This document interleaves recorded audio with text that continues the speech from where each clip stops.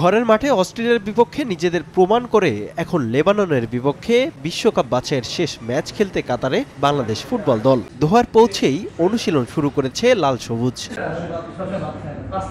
প্রথম দিনের অনুশীলনে ফুটবলারদের ফিটনেস নিয়েই কাজ করেছেন কোচ হ্যাভিয়ের ক্যাবরেরা। তবে লেবাননের বিপক্ষে মাঠে নামার আগে জামালদের আরেক প্রতিপক্ষ কাতারের গরম আবহাওয়া, তাই শুরুতেই গুরুত্ব পাচ্ছে খেলোয়াড়দের কন্ডিশনের সঙ্গে মানিয়ে নেওয়ার বিষয়। জিম সেশন শেষে আবহাওয়ার সঙ্গে নিজেদের মানিয়ে নিতে আলাদাভাবে কাজ করেছে টিম ম্যানেজমেন্ট।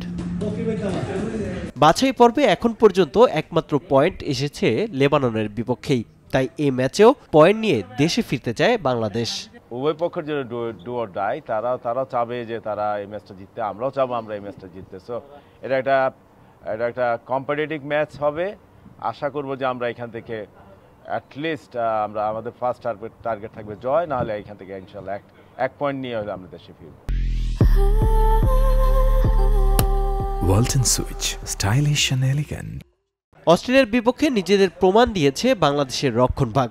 লেবাননের বিপক্ষে আগের ম্যাচের পারফরমেন্স ধরে রেখে জয় তুলে নেয়ার প্রত্যাশা ফুটবলারদের। অস্ট্রেলিয়া ম্যাচের স্ট্রং সাইডটা যদি আমরা ইমপ্লিমেন্ট করতে পারি লেবাননের এগেনস্টে, তো আশা করতেছি আমাদের টিম ভালো করবে এবং ভালো একটা রেজাল্ট নিয়ে আমরা দেশে ফিরতে পারবো ইনশাআল্লাহ। মঙ্গলবার খালিফা ইন্টারন্যাশনাল স্টেডিয়ামে লেবাননের বিপক্ষে মাঠে নামবে বাংলাদেশ। রিফাতুল ইসলাম মিরন, সময় সংবাদ।